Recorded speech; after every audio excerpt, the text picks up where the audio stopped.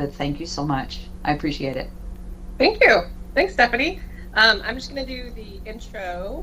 My name is Blair Griffin, and I work at the Maricopa County Public Defender's Office. I've been here for 23 years.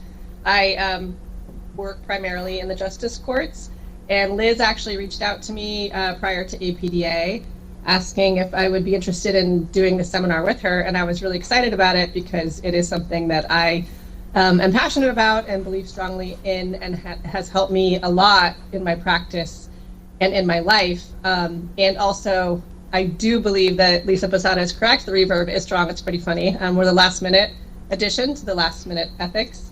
But we're really grateful that we get this opportunity to share this with you, because the goal is to hopefully influence you guys to incorporate this into your lifestyle. We are both, Liz will speak pretty directly. I'm going to try and moderate the discussion and see if we can integrate it within. There will be some interactive components to this. I just wanted to kind of briefly explain how I got involved with mindfulness in general. I was in law school and have terrible eyesight in general, but at the time I was working an internship at the Florence Project in Florence, and I was told by an eye doctor that I should probably go get checked out by a retina specialist. And I was too busy to do it, and I was driving back and forth to Florence every day. And then I waited about a month, and then I went to a retina specialist, and he told me I needed to have emergency surgery the next day, and if I didn't, I would be blind by the end of the week. And it was really an eye-opener, literally, for me, because I realized how I needed to actually slow down. And I was a runner at the time, and that's when I started doing more yoga. At the time, I wasn't really doing much meditation, but it evolved eventually in the last 5 years to incorporating a lot more meditation into my life. And Liz has a lot to share on this topic. We hopefully intend to keep it to an hour and a half because we have a lot to share about it. But go ahead, Liz, take it away.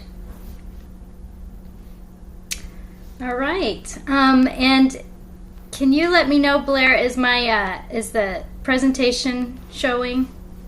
Yeah. Okay. Yes, you have your, there you go. All right, excellent. Okay, well, I am very excited to present this topic.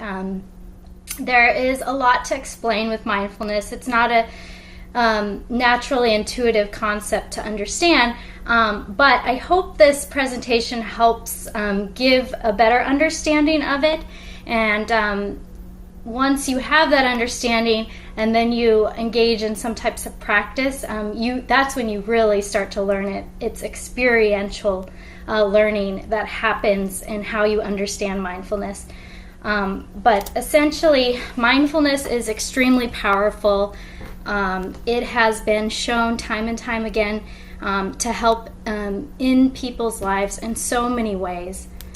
And just to define it for you, and I'll elaborate what this means, because a definition only goes so far.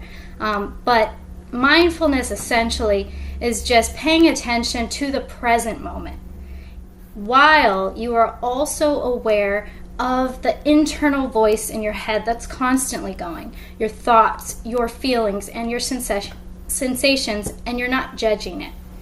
So you're not complaining about it like we usually do. It's a powerful tool, and the mind is actually quite an amazing tool, as we all know. But if we don't manage it, it completely directs our behavior and our emotions. So we're going to talk a lot today about how the mind works and how our internal voice really affects how we go throughout our day. Thoughts happen like our heartbeats. We cannot stop them, and we're not trying to stop them with this practice. We are shifting into an ability to catch them and be aware of them more, so we can understand how they're constantly directing our behavior throughout our life. So we can control essentially how we relate to them, and that's what the mindfulness teaches us. That's the practice, and that's a skill that we cultivate and get better and better at. So we're cultivating the ability to observe our thoughts from a distance without altering them. So let me explain how it's been shown through neuroscience, through neuroscientists that have done countless studies. There's a concept known as neuroplasticity that has a lot of neuroscientists have been diving deep into. And they've done a lot of scans on brains, both brains that, minds that practice mindfulness daily or continuously, and then they've looked at the difference in brains that don't. And then they've even taken groups where people have never practiced mindfulness. They put them through a training program to practice it daily, and then they would test and look at their brains after some continued practice. And they would actually see that it was, in fact, changing things in the brain. So it's known to increase the gray matter. That's the part of the brain that's primarily involved with learning, self-awareness, emotional intelligence, interoception, and compassion. Cortical thickening happens. It strengthens neural connections and cognitive functions. Think of it as flexing a muscle. So you go to the gym, you work out, you flex muscles, those muscles grow stronger. Same thing happens with our mind when we practice mindfulness.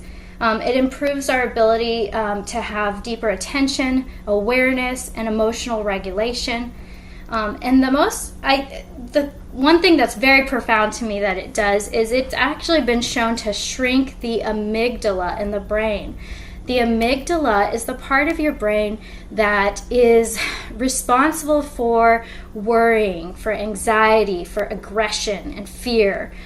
So it decreases the reactivity to those sorts of things that might happen in your life, to the stressful responses that we have to those, like the worry, the anxiety, or the aggression, things like that. So it really reformats the brain and rewires the brain in a very significantly powerful way. I'm sorry, Elizabeth. Yes. I don't mean to interrupt you. Your slideshow is blurry, so people are having a hard time reading it. Oh, no. Okay.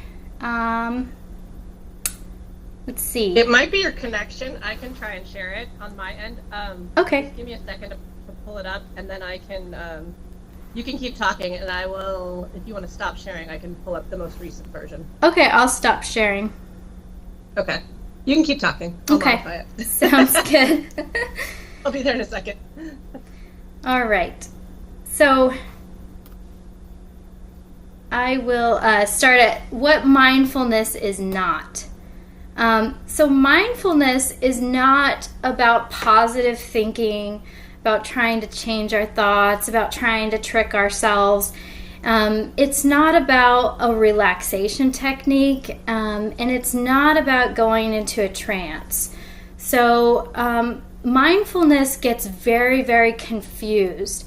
And I hope with this presentation that we can sort of bring the concept so people understand what it really is. And there's a lot of different methods of meditation out there, a lot of different methods of doing things, or that might be called mindfulness. And some of those are really good.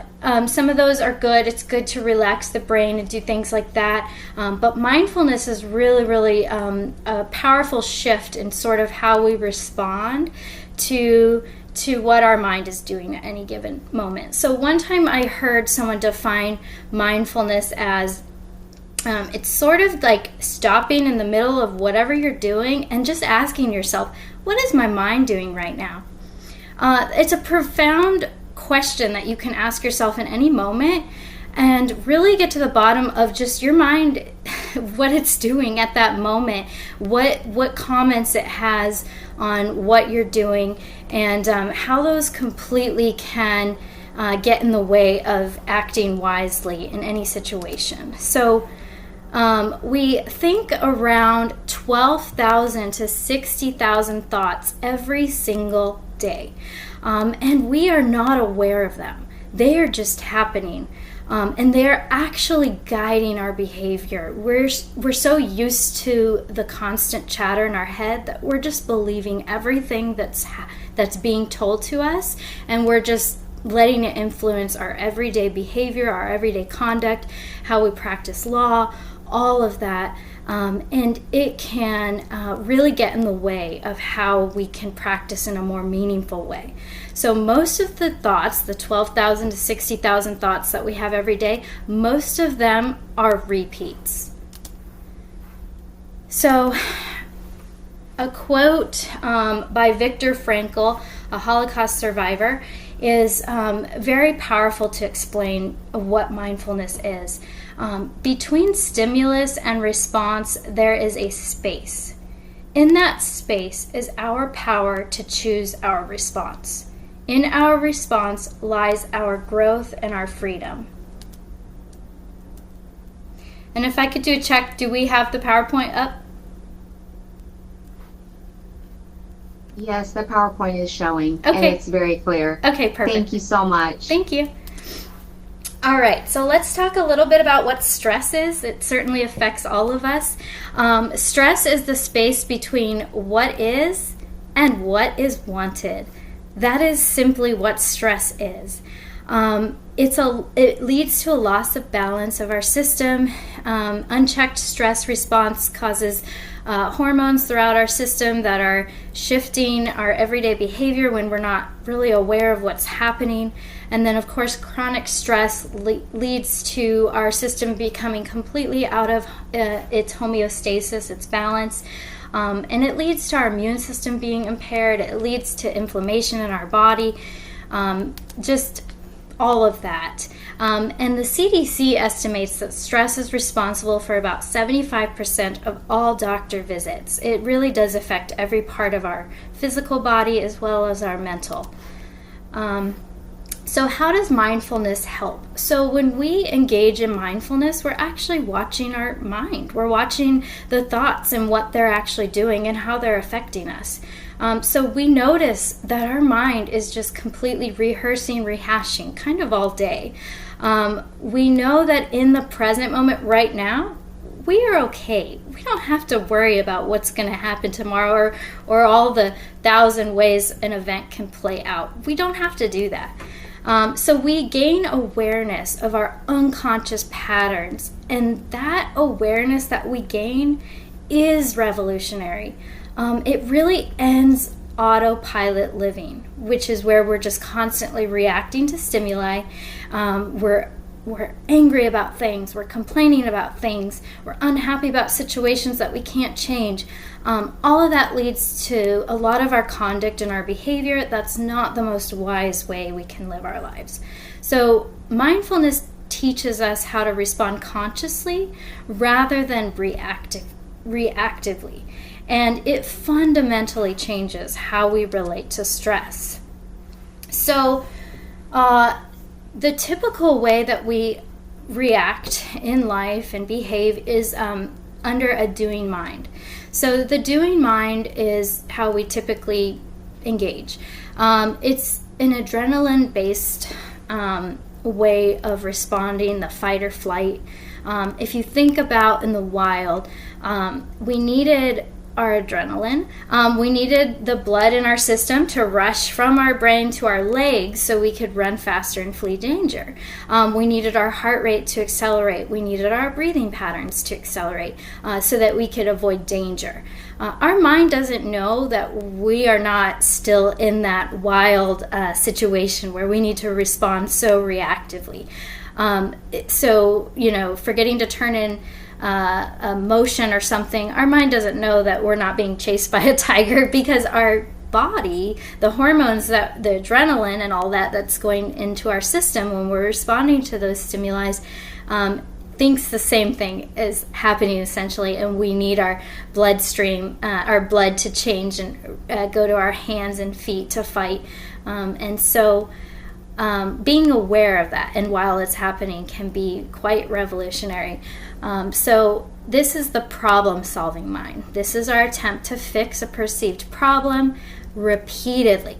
So our thoughts are constantly trying to close the gap between a problem that we perceive and a solution. And that can be quite debilitating. So it's called ruminative thinking. We've all done it, we all do it, but we know that there's a problem, and our mind is just wanting to figure out a solution over and over and over. So our mind focuses on closing the gap between how things are and how we want them to be, and the mind becomes super, super busy. And we're really not paying attention to this and noticing what we're doing. This is just every day how we're responding or reacting. And so our mind is trying to solve problems through thinking over and over and over. And it usually does compound the problem. It usually doesn't give us the space to come up with the wise solution.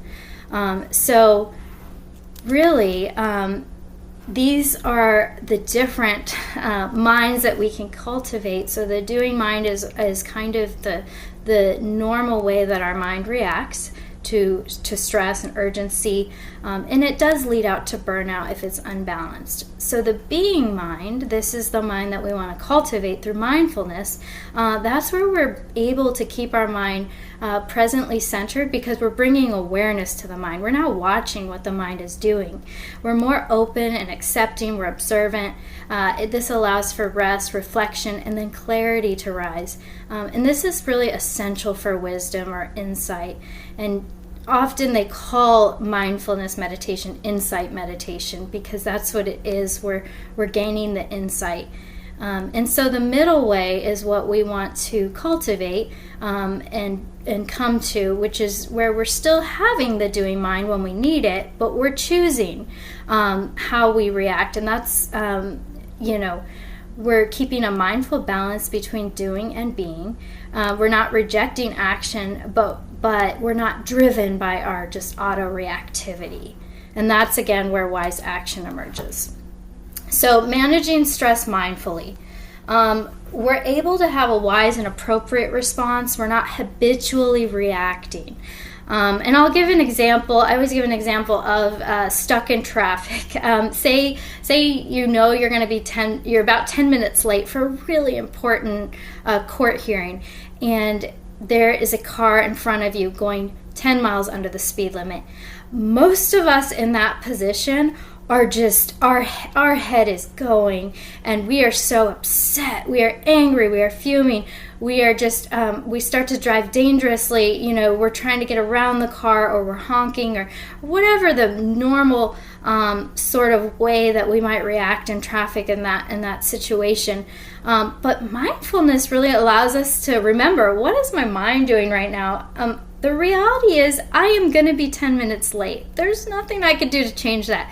Maybe I can almost get in a car accident and be 2 minutes earlier, only 8 minutes late. But is it worth it? Absolutely not. Why don't I use this as a moment to practice, to cool my nervous system, focus on my breathing or whatever it is, but then you're kind of more in charge, and you're deciding you're going to react in a wise way. And you're still going to get there on time. This time you're going to arrive and not be rushed, and you're going to be able to conduct that hearing in a lot more artful way. So increasing mindfulness cuts the chain of autopilot reactivity. It brings in a pause with full awareness of what's happening right now. And it allows you to respond wisely. So it's a radically different approach to how we often live life. So it's increasing awareness, realizing mostly that we're in autopilot. We're focusing on past thoughts or past or future thoughts. Past would be our regrets, things that we're mad at ourselves for. Or future thoughts would be our anxiety, our worry about what's the worst thing that can happen in this situation, and let's think about it all the time. So we're changing into a more present, where we're just aware of what's happening as it's happening, so we can actually live our life and focus and enjoy our life. So it's placing attention where we are now choosing, and it's increasing the being mind. So we're accepting reality. We learn through this practice that there is very little that we can actually change, very little externals. And so we learn how to respond more wisely because we have that awareness. So we learn mindfulness. It can't really be taught. It's a concept you can certainly understand, but you gain the insight, the awareness of what it really means, I think, through mindfulness practice. It's not a belief system. And a great quote is, all of humanity's problems stem from man's inability to sit quietly in a room. And think about it. We've lived our lives, and have we ever sat down and just stared at our mind for an hour to recognize what it is doing, to recognize all the thoughts coming in and what they're telling us and what we used to believe? So it's a powerful shift. So basically, there will be things in your life and job that you do not want to happen. That's reality. That's a given. We work in a very tough system. That's the reality. And things are going to happen, and that's inevitable.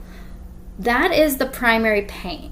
All right, but then we create the secondary pain of every single thing that comes in for ourselves with our thoughts and emotions. And the secondary pain part, we actually do have a lot more control over than we think. So let's go ahead and take a moment. We're going to do an activity. And what I want to invite everyone to do is, if you have a pen and paper out, or you can just jot it down in your mind if you want, but go ahead and imagine a situation where there's a case that you care very strongly about. And imagine that you have just learned that you missed a deadline to file maybe a motion to suppress or something very, very important for that case. And go ahead and jot down the thoughts, the things that you would now tell yourselves in that situation. So I can't, just so we know, I'm giving up my moderating duties because I can only see my shared screen right now. So if somebody else can monitor the chat, I'm unable to look at it. We can do that for you, Blair, no problem. And I'm okay too, if everyone's all right, if we want to, I'll give everyone like a minute or two to write down your list, and then can we do where someone like raises their hand or just speaks out what they told themselves? Is that okay, or do you want them to send it in the chat? I think it gets complicated. Oh. So many people. I think if they if they post relevant questions in the chat, we'll monitor that. And there's some things in the chat we don't need to talk about, but there's other things that we would follow up with you on. Okay. I'm a pretty good decision maker on that. I got it. Okay. I'm just trying to run the PowerPoint. I can't see anything anymore. Okay. So I can probably look at the chat. Let me see. Oh, okay.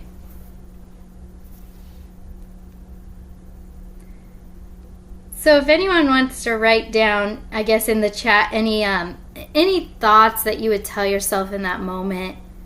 Okay, so I have a few coming in. One is, I did it again.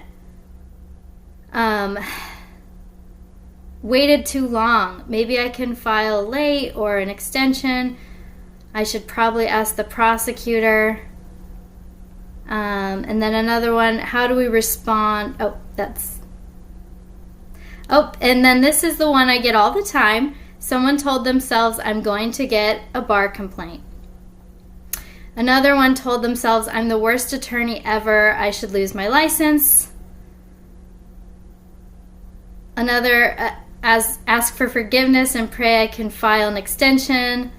File it now, wait for someone to scold me. And then the last one I'll read is, I'm a total screw up. I should stop practicing law before I really hurt someone. So those are the first ones. So now I want you to imagine the same set of facts. There was a missed deadline of a really, really important case and a really important motion.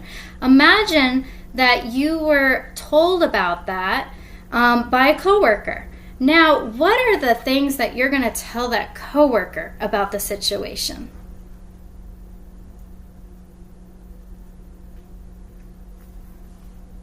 And you can go ahead and write them down in the chat.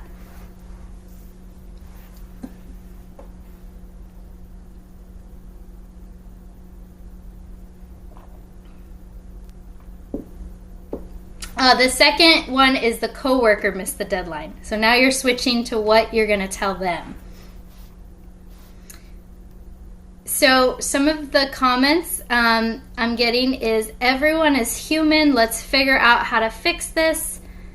It happens to all of us. We've all done this before. It's going to be okay. We've all done this before. Let's discuss how to fix it. We're human. It happens. Don't beat yourself up. Every attorney has had that experience at least once. All right. So I hope we're understanding or kind of seeing the difference in how we would talk to ourselves versus how we would talk to someone else. So when you start to practice mindfulness and cultivate it, you learn that so many of your thoughts are just self-blaming, self-hating, being mad at yourself all the time, blaming yourself, just constant like that, and complaining. So mindfulness brings awareness to this, where before you were just blindly listening to these. They're affecting you. They're making you practice differently, but you're not aware of them in a way that brings awareness, where you can now realize those thoughts are not true. Like, yes, there's ways we can figure this out. That's way more productive. We can contact the prosecutor to try and get an extension. Or we can, try and file it anyway and ask for forgiveness later. There's so many ways we can go about it. And again, just by taking that shift from it being about you, me, to now it's like something that's just happening, it really, really changes how you respond.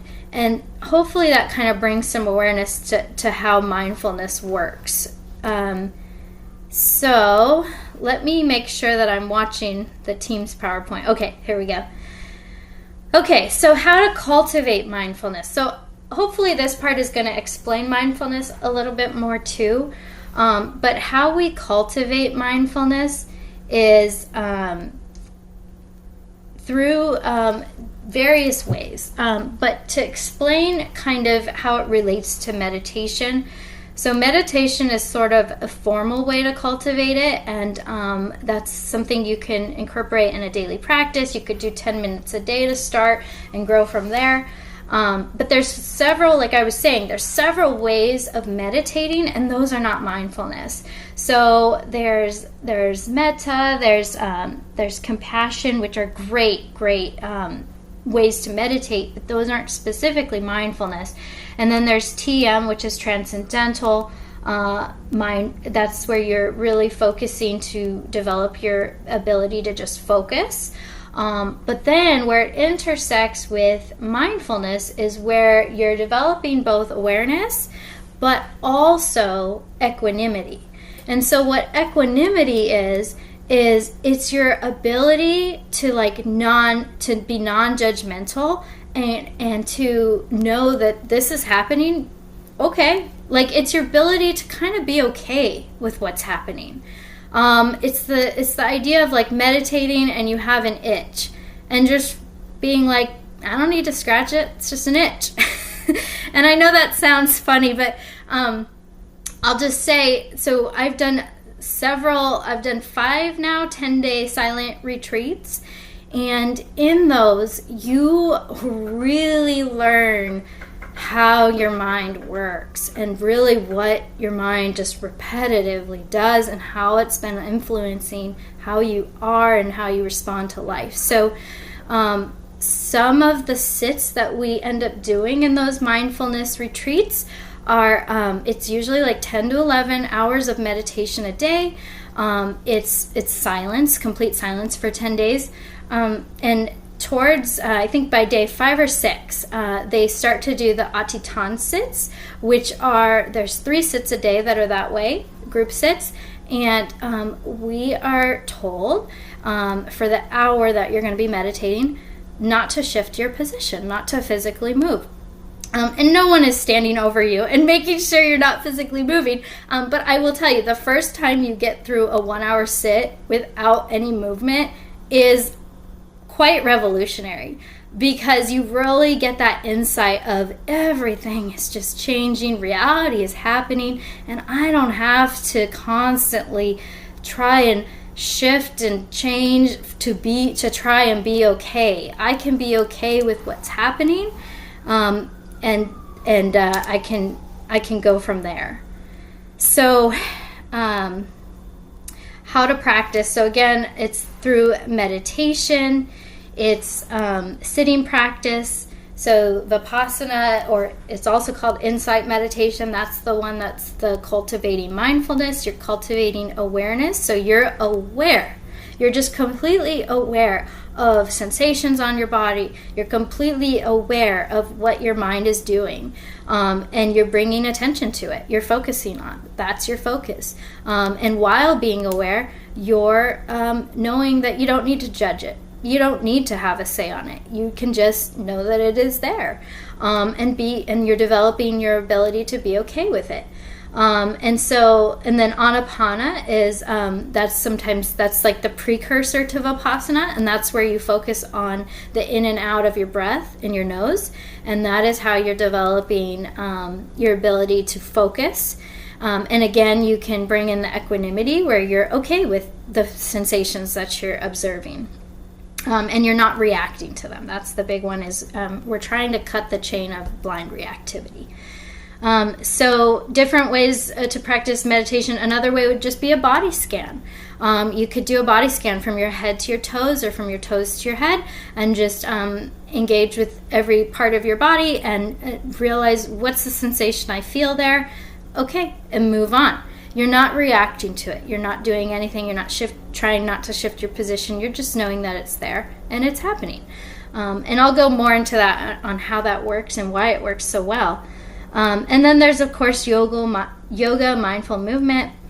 And then there's informal practice. There's daily practice. So I've heard it be called micro hits or micro doses or something like that. But it's where throughout the day you decide, I'm going to have an app on my phone. There's different mindfulness apps that will actually ring a random bell for you every hour or every 3 hours, whatever you want. But it's just to remind yourself, like, oh, let me focus on breathing right now. Let me just be aware of present moment. Because the more you're doing that, the more you're kind of flexing those muscles in your brain, and the more you're teaching your brain.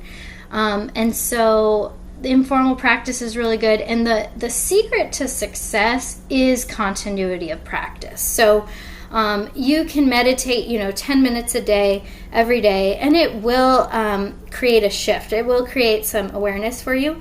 But the secret sauce where it really starts working is when you can remember throughout your day to remember to be mindful in different moments throughout your day, and just being continuous with it. And that is really, really strong. So the 3 core elements are intention, attention, and attitude. So intention, again, is just remembering to do it. We've all gone, we go through our day and we forget that there was even we weren't mindful. So it's really that remembering, and that can sometimes be the most difficult part of the practice, to be honest, just remembering to do it. And then the attention. So then attention is bringing attention, and then the attitude. So being okay with what we're observing, just knowing this is reality. We can't change this. This is it.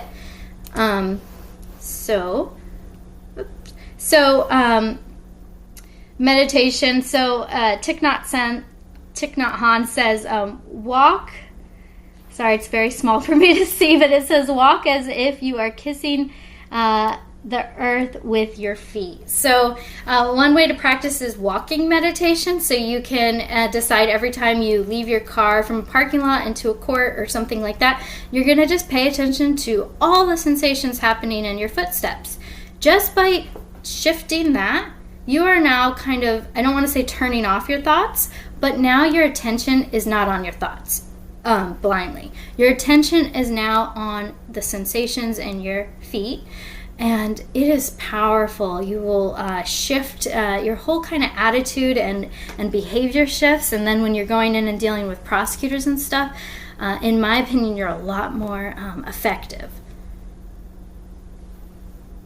So you can practice in every moment. So this is just a simple cartoon just to show single tasking, relaxed focus, brings more production, brings more joy. So becoming aware of mind activity. So, oh, there we go. Now I have it bigger. All right. So with practice, we realize the mind has its say on literally everything we do. This is known as, I call it the chattering roommate. So it's background music. It's always happening. It's always commenting. Every single thing you see, experience, do. And so you notice when you're practicing mindfulness, you start to notice judgments that you have about everything. You're aversive to it, or you're craving it, that it keeps happening. You're wanting something that's not there. That's simply what it is. Whether you want to push it away or you like it. And that's what your mind is constantly doing and trying to tell you about. And so you're starting to notice that more with mindfulness practice, and the habit of doing that can be revolutionary in your life. So you'll also notice that with every thought there's an emotional flavor. Every single thought that comes in, there's a sensation on the body that it's paired with, and there's an emotion. So if it's anxiety, it's tightness in your stomach, tightness in your chest. Same with worry, fear, sadness. All of these things come with emotional flavor. But the second you kind of recognize that and draw attention to it and know that it's there and it's okay, you're now letting it to shift, do its thing, and then release. And that is revolutionary. So again, we have commentary, thoughts on all of our experiences.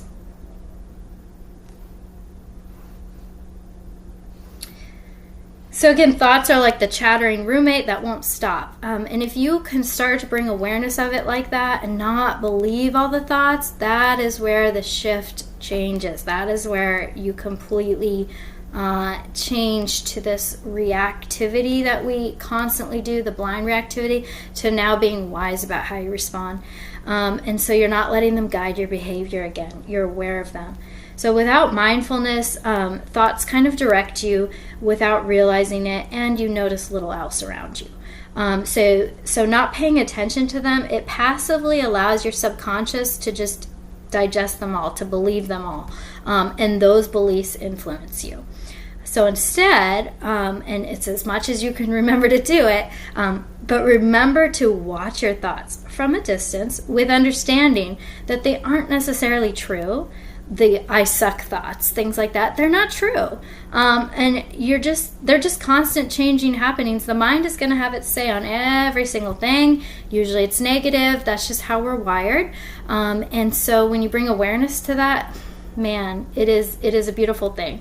So it's a skill that must be cultivated through practice, though. It's not just like an overnight thing. You could just know about it and it all of a sudden shifts, but it's flexing a muscle and being able to practice that and do it more and more.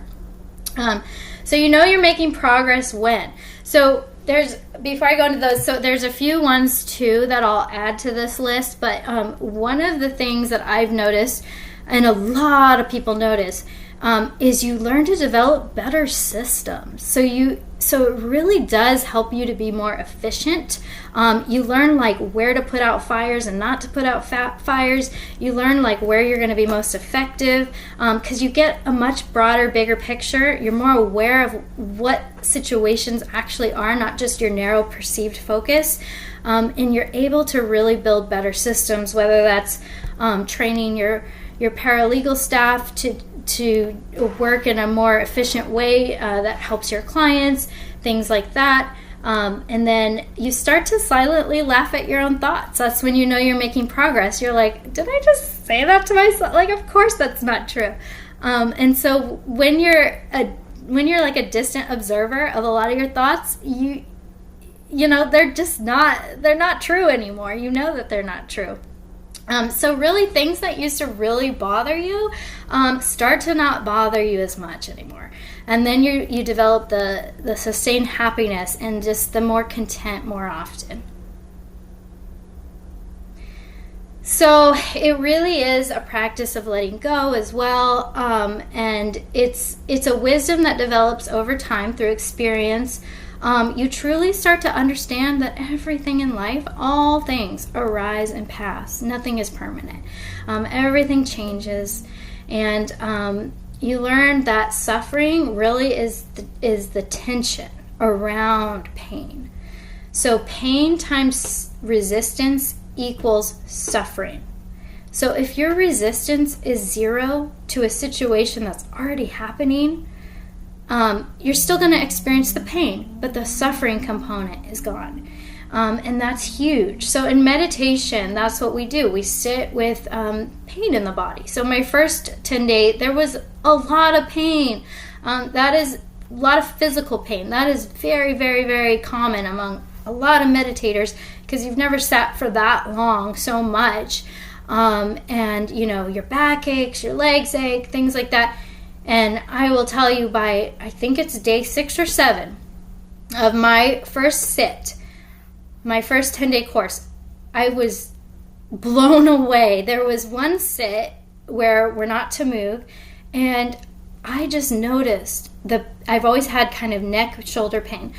I just started to watch the pain, and I noticed I started doing, there's some techniques that they have you do, well, that not they have you do, but they'll tell you how to deal with it. But one is just like go to the center of the pain. Where's the center of the pain? Where's the exterior of the pain? How far does it spread out, radiate? What are the components of it? Is it itching? Is it heat? Is it tingling? Is it numbness? Blah, blah, blah, blah, blah. So the more that I became like a doctor examining another person, it was almost like a doctor examining another person's pain because it's a pain that's happening. But my thoughts around it, since I brought the mindfulness to them and I was aware of my thoughts around them, the suffering component diminished. And I was like, this isn't that bad. Like, this is happening and it's actually changing. It's not even the same sensation in each moment. It's like a changing thing and it's just a happening and it's going to change and go away at some points and come back. And so it was like this like release that I felt. And I remember running to my room after that experience and just jumping up and down in like gleeful happiness because I was like, I just solved pain. And I did not solve pain, but it was in that moment I felt that. And you know, so you really start to realize that we don't have to be complaining so much about every single thing happening.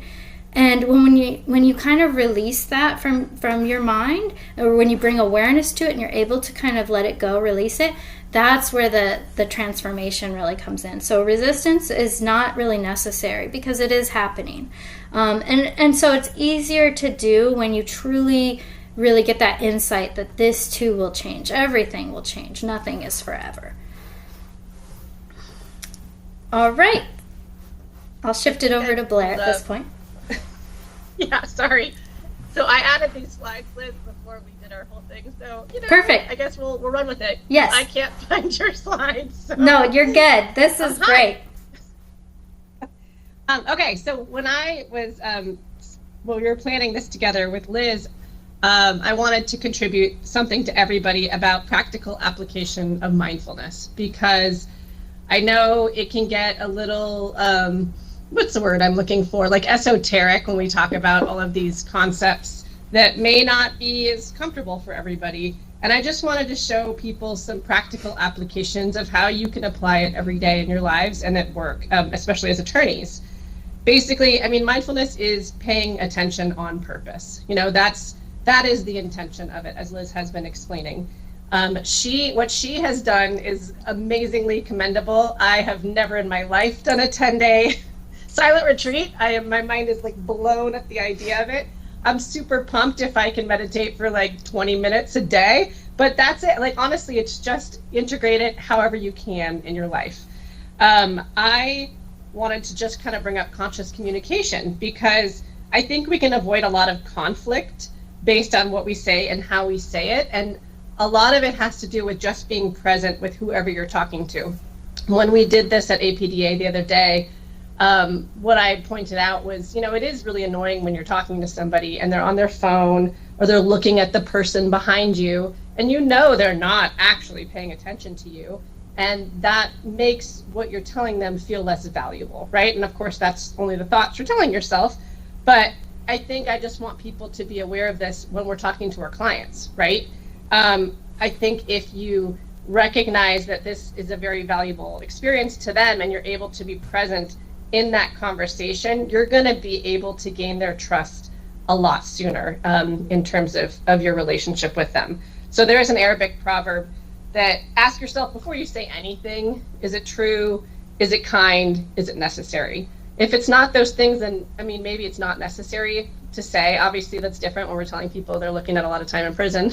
It is necessary. But honestly, at the same time, sometimes we say these snarky remarks. We think it's funny, it's offhand, whatever it is. It's just going to cause extra conflict. Like, is it necessary? So these are just things to keep in mind, because this is another way to practice this without having to commit to something bigger than you're comfortable with right now.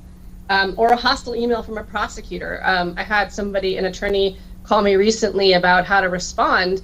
And after we discussed it for a while, we decided that it was just better there wasn't a need to engage. It was almost like they were just baiting her. And so maybe just take a pause, sit before you do respond in those situations, because sometimes unnecessary conflict, we don't need to feed it. Hopefully I can do this while I'm doing both. Okay, I think I talked about this for client meetings. Make assessments when you speak to them. You can gain a lot of valuable information beyond their words. How do they present when they're talking to you? Do they seem anxious? Do they seem scared, angry? What can you tell from their body language that can help you connect with them? I explained that I had this client in COVID, and I talked to him many times over the phone, right? Because we weren't meeting with people in person. And finally we met in person for the day we had to sign the change of plea, and I could tell something was off, but I couldn't figure it out. And when I asked him, I inquired a little bit more about it, I found out that his father was one of the first people in Arizona to die from COVID.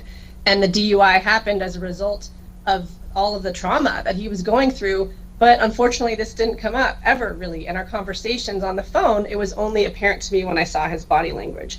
And so it is something that when you're speaking to people, like, really pay attention to those details. It might be obvious to everybody who's a veteran attorney or not, but these are moments that you're actually practicing mindfulness when you integrate this into your practice. And it's also, you want to make sure it's comfortable and non-judgmental, because people sense that judgment. And so that's true, as Liz was explaining, we have to practice that with ourselves. We have to be kind to ourselves, but also with other people. People sense when they feel comfortable around you.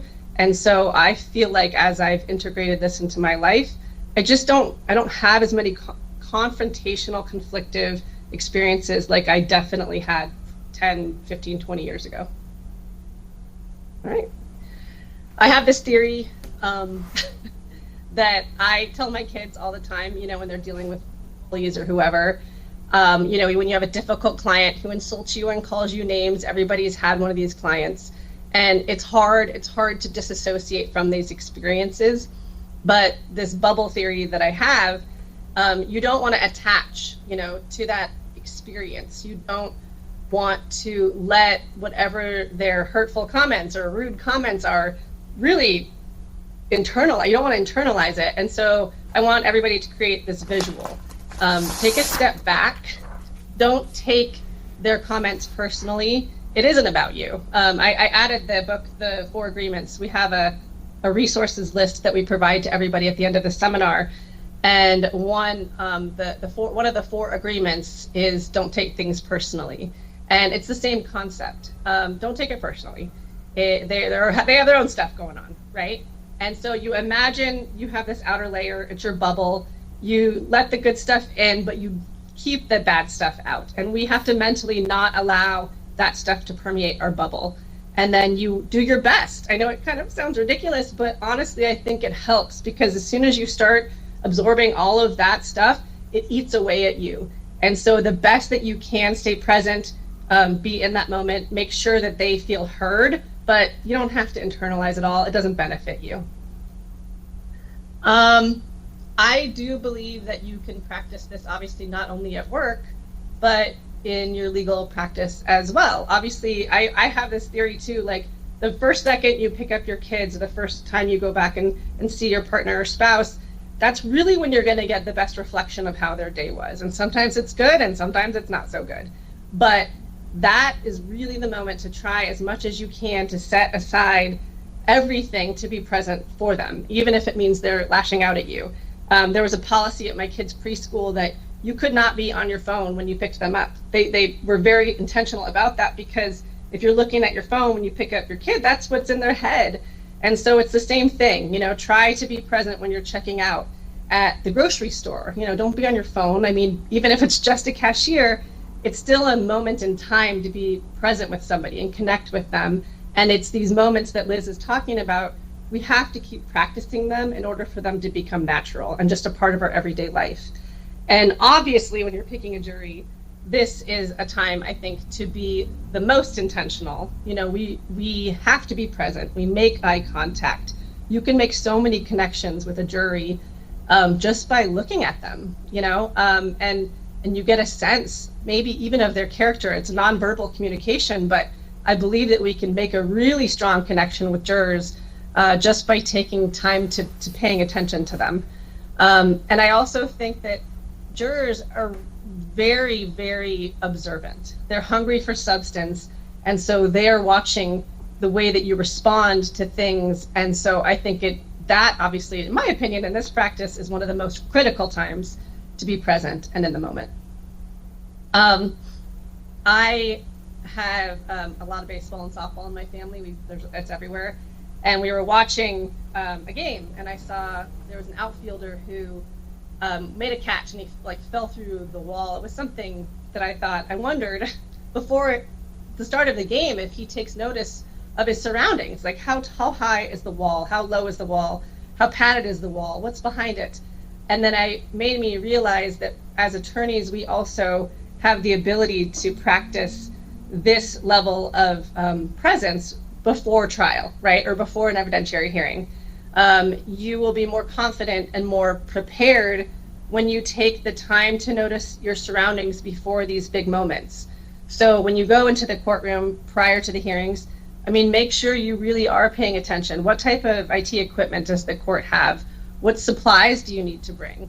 Because we've all been there when it's been the thick of a moment and you can't, you don't have access to the right cord, and it throws off your game, and we are trying to prevent moments like that. And so the more that you're prepared, the less stressful you will be in those big moments. And so as much as you can, as you're going through the motions, just slow down, calm down, slow down.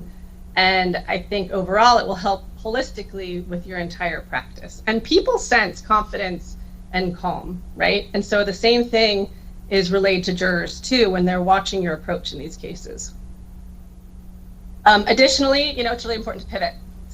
And not let things bog you down. Like Liz was saying, it's an intentional practice. We over and over again have to think about our own thoughts. And I can't tell you how many times I see people ruminating over things over and over again and complaining. And you have to ask yourself, how is this benefiting you in this situation? I tell my daughter, she's 11, she gets fixated on something, and I'm like, you're choosing to suffer. You have the option to think about it in a different way, or to assess it, or come up with a solution. And like Liz says, it's not just positive thinking. It's not that. It's really controlling your mind like a muscle, like you would if you're working out. It's the same thing. We have the ability to retrain our brains so that we are more productive the way that we approach life. And in trials, sometimes things happen, you don't anticipate it.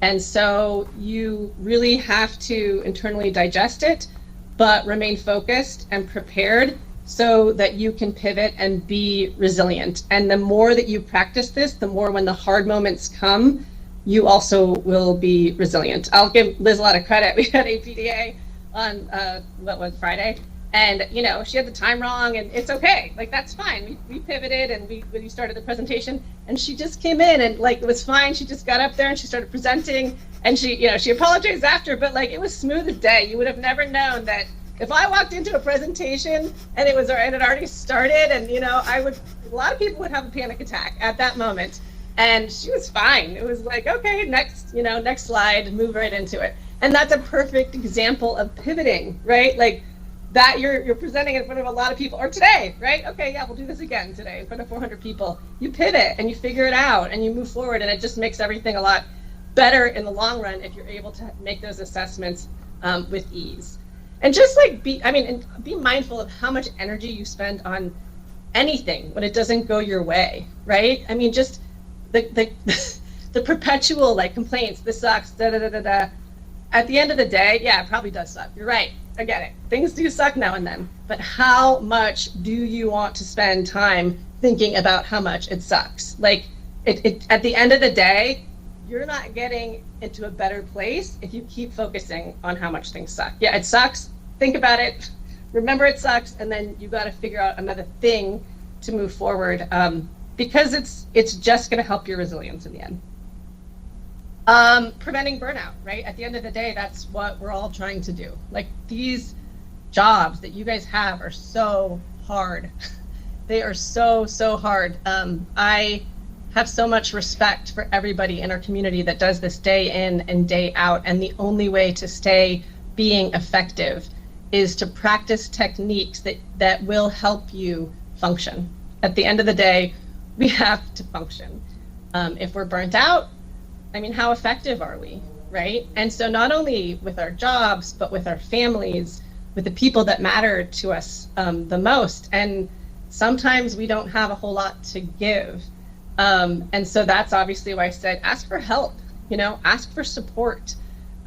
We think we can do it all, and we probably can do it all, right? At the end of the day, we probably can, but we don't have to. We don't have to do it all alone. And so my suggestion, what's helped me professionally and personally, is to know there are times to ask for help, and don't be afraid to do that. There are times in life when you will be busier and life is going to be more chaotic. It all comes in cycles and waves. Things will be smooth, and then, something happens, and that's life. That's the way it goes. So the goal is to be grounded and then ready for when it does get harder, so that we have the tools to manage those times. And that's why we're asking or suggesting, practice these in small segments. It doesn't have to be a huge commitment, but I think if you start integrating this into your life, you're slowly and eventually going to see a really positive impact in the way that you live. And this is it, right? Life gets busy. We know that. I have 3 kids, getting people out the door. It's crazy, right? Some days are crazier than others. And if you're able to either find a small segment of time for yourself, whether it's earlier in the day before everybody wakes up, or if you have a moment in the day when you have a break and you can just sit and have, you can have your eyes closed, or just sit with your thoughts with no distractions, turn off your phones, lock your door, and just sit for 10 to 15 minutes, if possible, a day. I think it will help you recognize how important this reflective time is, and that you get this time to just process in a very peaceful way. Honestly, that's all. Sometimes there's no time, right? Even 6 minutes sometimes is valuable enough, more than nothing. So if you can make that commitment to yourself, we both believe that you will see a significant impact in the way that you live your life. I don't think we have this presentation, right? So we're going to keep this moving, right? Okay. All right, we still have about 25 minutes. Yeah, so, and Diego's going to say a few words too. I believe he's on here. What we're going to segue into, I want everyone to kind of get a taste of this. So if you're comfortable with meditating with us, we're going to do a quick session. And what I want to invite everyone to do is to just find a comfortable position, whether you're seated or however you want to practice is fine. And we'll do a short practice. Okay. And I'll lightly guide it as well.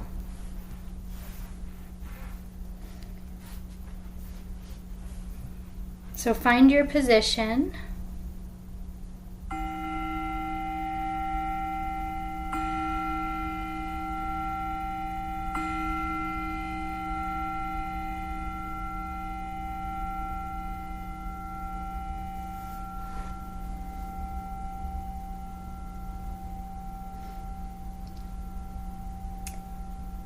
And if you haven't already done so, I invite everyone to close your eyes.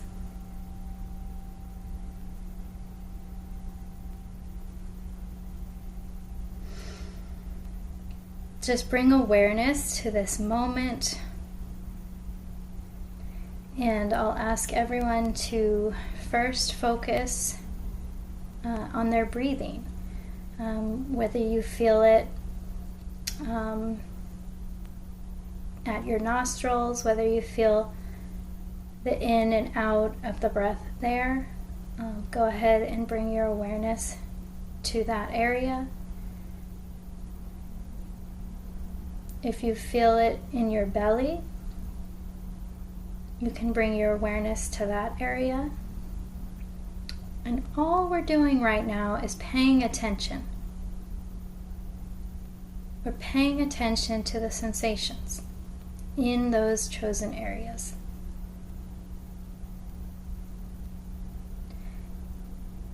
There will be thoughts that come in,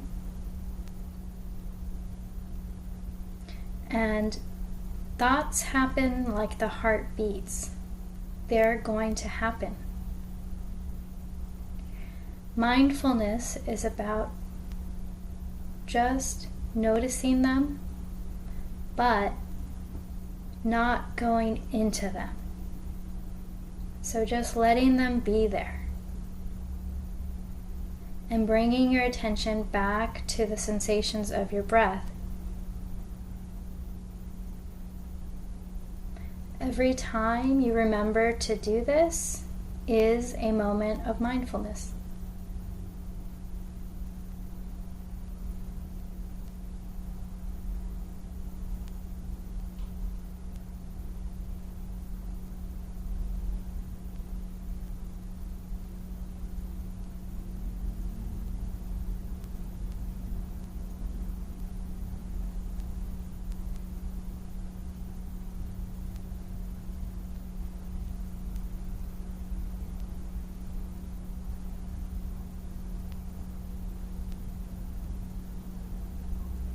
It's not about trying to change the way you're breathing.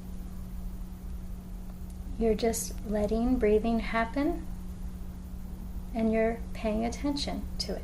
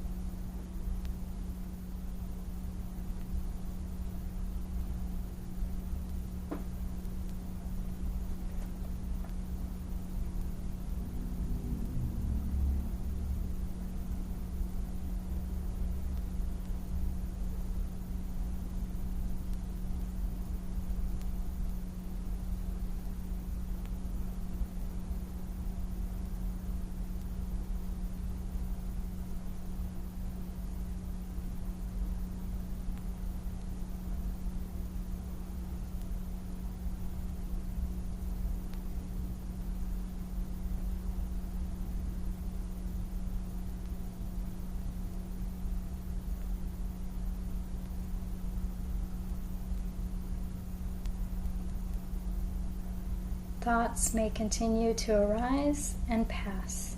if you let them.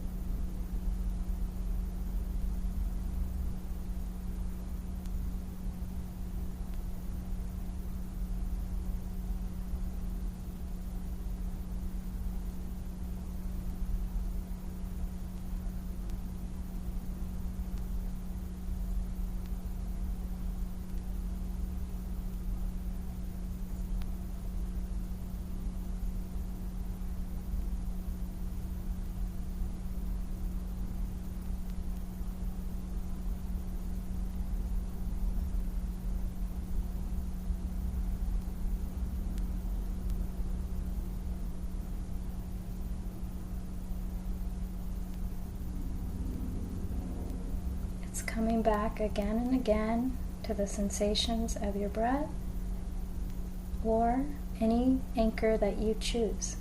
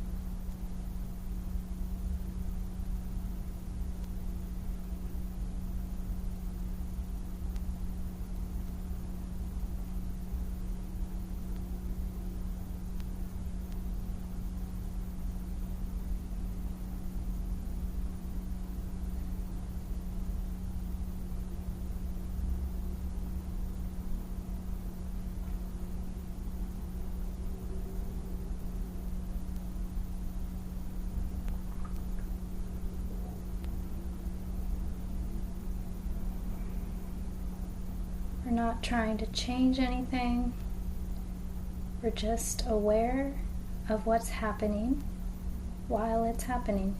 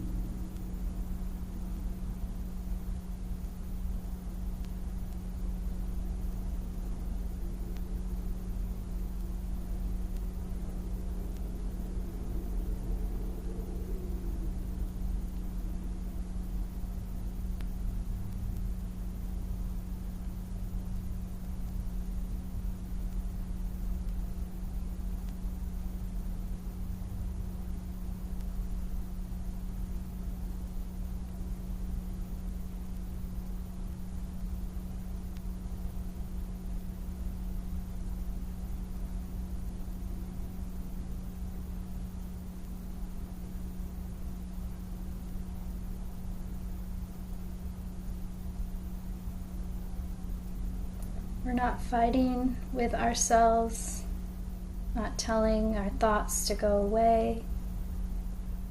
We're just aware of them.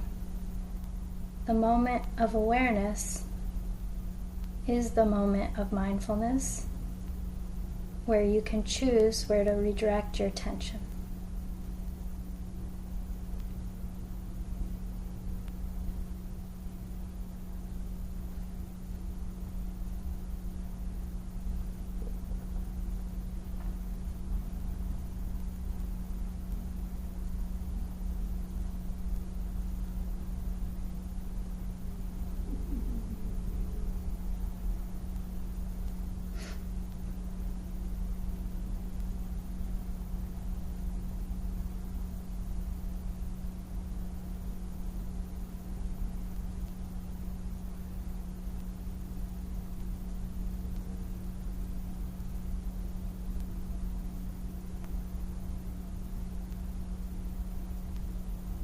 Now I invite everyone, we're going to shift in just the last minute or so here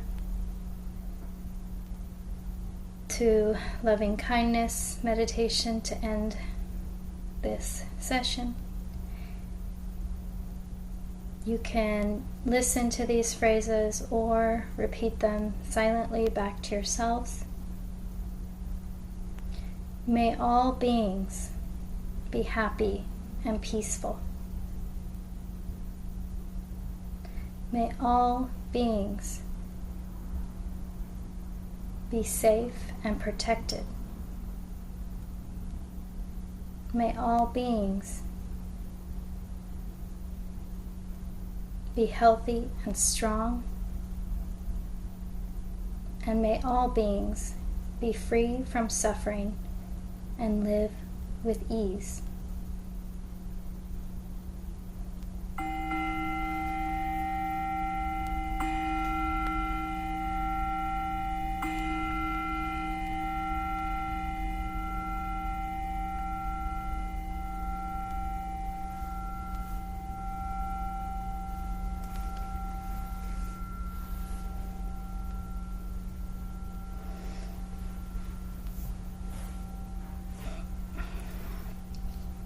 Okay, so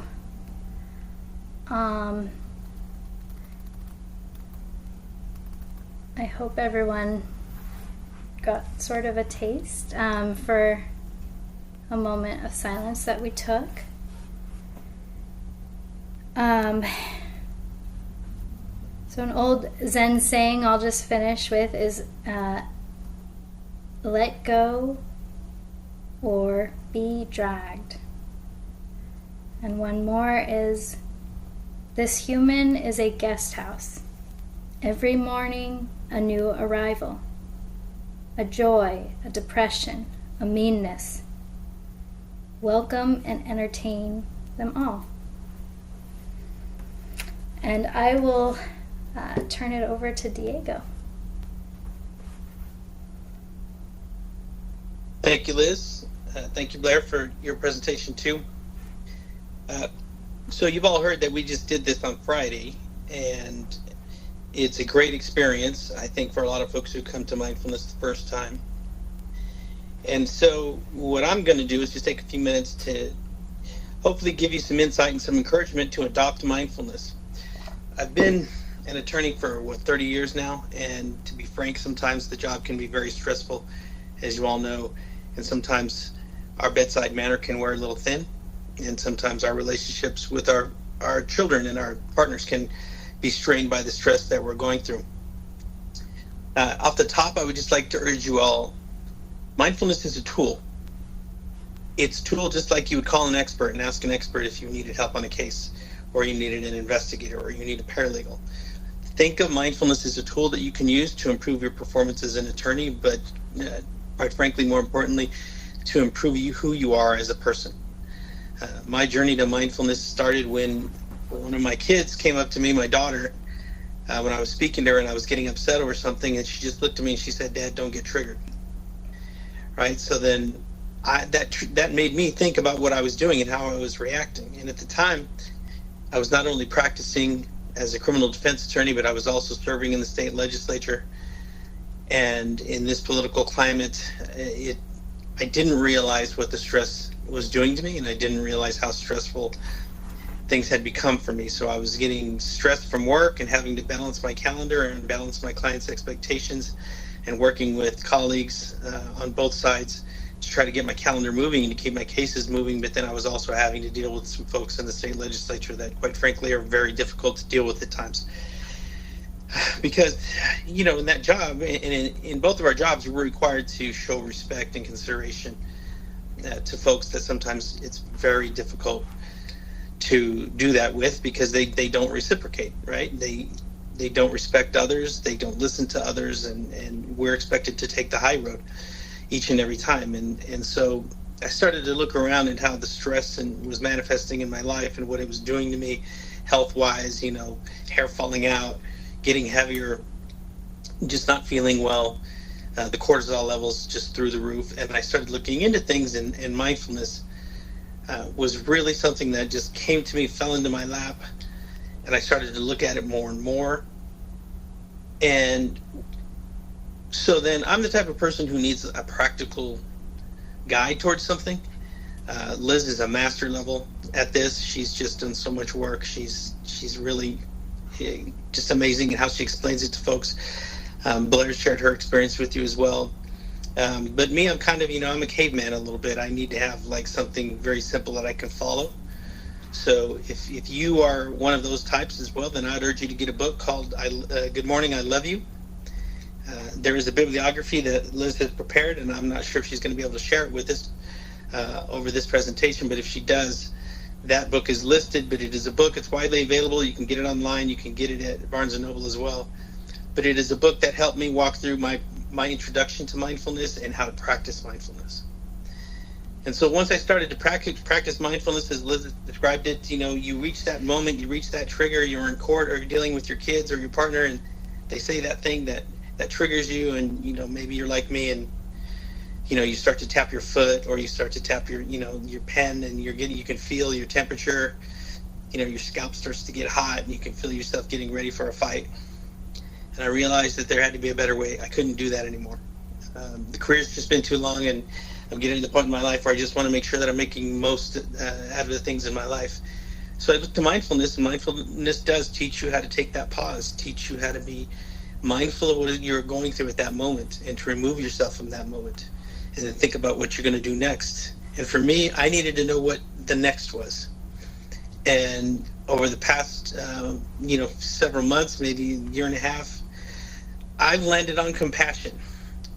Because you're going to reach that point where you see your trigger, you take the time out, you start to reflect on what you're doing, you remove yourself from it, and then you need to decide, well, how am I going to move forward now? If I can't rely on my anger, which has always driven me, right, or my frustration or what have you, or my need to be the the person who's right in the argument, what are you going to replace it with? And I will urge you all to consider compassion, because compassion is empathy plus action. And the folks who sometimes cause us to react very strongly, a lot of them are doing it. They come from places of trauma, especially our clients, judges, prosecutors. Sometimes you just have to ask yourself, how can this person be this way? Like, how can they not understand, or how can they not see the ramifications of what's going on right now? For me, it's helped to think about compassion, because if I can think about what that person may have gone through, and I can think about, or what I know what they have gone through, then it helps me think about that moment, deprogram my mind to always be in a fight, and then start to train my mind to start to show more compassion. Because if you can show more compassion in your own life, just one or two folks at a time, that's gonna spread, because they're gonna start to see how you react, and they're gonna want to react the same way, because it really is kindness. We heard about kindness as well. It's sort of all the same thing. It's improving yourself as a person so you can improve your lines of communication, because if you're thinking about how you can reach out to that person to talk to them about what they've been through, or shape your arguments in a way that they can understand, where it's not adversarial, because not everybody lives the way we do, right? We're constantly processing trauma. We bring our own trauma to the table, and then we're processing the trauma that we receive from reading these disclosures or talking to our clients, and so we're processing that trauma too. And then our system is set up to be adversarial, confrontational. 97% of the world doesn't live that way, but we're trained to live that way. So it's important to us, I think, in our profession, particularly in what we do, to have a way to just remove ourselves from that, to see what we do as a job and not as a personality, and improve yourself as a person. So again, for me, I now think about, how can I think about this in a compassionate way? I can empathize with that person, even if they are doing something that I completely disagree with, or they think a way that I would never think. I can think about, well, what got them here? And is there a way that I can communicate better with them? Maybe it is just a confrontation. Maybe it is just that. But it does me a service to think about a different way, right? Because at the end of the day, mindfulness starts with improving yourself, right? What you're going through. And then you can take that and you can spread that out into the world through your personal relationships and your job. And hopefully by sharing compassion or showing compassion to other folks, then you'll model that behavior for other people, because it has been shown, believe it or not, that compassion is a contagion, right? If one person, two people can start showing compassion, then that just builds exponentially. And that's going to lead to a better outcome and a better world for all of us. So I just want to urge all of you, there is a practical way that you can apply this in your life. It works. It's a tool. Reach out. You've heard from Liz and Blair both. Ask somebody. Talk to a friend. Do the research online. It's a tool. It works. I urge you all to use it. Thank you all for coming and appreciate your time. Back to Thank Liz. you, Diego. That was awesome. Thank you. I wanted to say a couple. It's okay. I want to say a couple more things. I know we're almost at time, and I want Liz to answer a couple of questions because I think she's the best resource for a couple of these. There's just like two last things I want to say before we let Liz add to these comments in the last few minutes. One, I said this in APDA. There's a concept called Dharma, which is your purpose, and I'm saying this in closing because we have such a big audience. A lot of people struggle their whole lifetimes with figuring out what their Dharma is or their purpose, and I believe unequivocally what we do, we all know what our purpose is. And I can't say without enough gratitude that thank you, especially now more than ever, for doing what you do every single day. It matters. And because of that, that's why this matters so much for us to extend this to all of you, because we need all of you to continue doing what you do day in and day out. And I would recommend that as much as you can to focus on your values instead of your fears. I really believe that if we just choose what we're focusing on, that's what matters the most. Last tiny bit, which I think is very important, meditation is also associated with longer telomeres, which are DNA segments at the end of chromosomes that shorten with age and are considered biomarker of cellular aging. So some studies suggest that meditation, particularly loving kindness meditation, can slow down biological aging by potentially increasing telomerase activity and stabilizing or lengthening our telomeres. So if for no other reason, this is your natural Botox. That's my last comment. So Liz, someone asked if there's any time in meditation where you allow ugly thoughts to surface. Yeah, you allow all thoughts to surface. It's about being aware of them. So you're going to get caught in that going into the cycle where you're, the Indian term is papancha. It's the mental movie. And if you're stuck in a thought, you're playing it in your head. You're going over and over and over.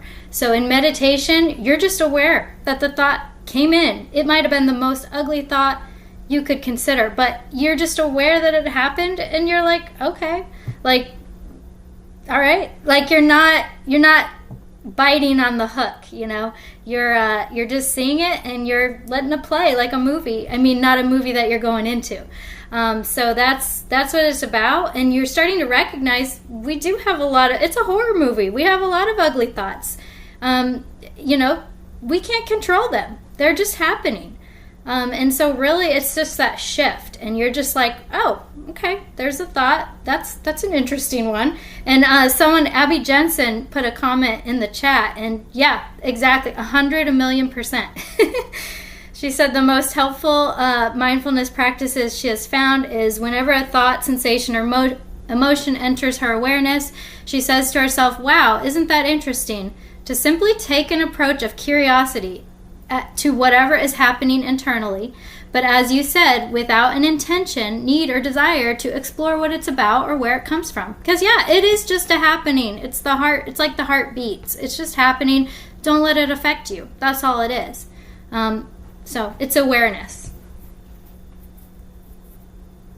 Is there any other questions? Was there some? If you have a question, you can put it in the chat. Oh, we will put the resources. Liz put together a list of really helpful resources, books, apps, YouTube, right? Some YouTube tutorials, and we handed it out in a paper format at APDA, but we will get that document sent out by our office if we're not able to attach it as a Word document in the chat, but we will make sure to pass that on to everybody. Yep. And then there's a couple of them. That's not all of them. there's a question, how do you join the next session? Same link. Yeah, I think it'll be on the same link. Is that right? Yes, that's right. Okay. We'll just take a 15-minute break and then we'll come right back to this link, so just keep your link open. All right, and then if anyone has any last-minute questions, I'm happy to answer them. I'll also put my email in the chat, so you can feel free to email me if you have any questions you didn't want to ask on here. More than happy to answer them or show you resources.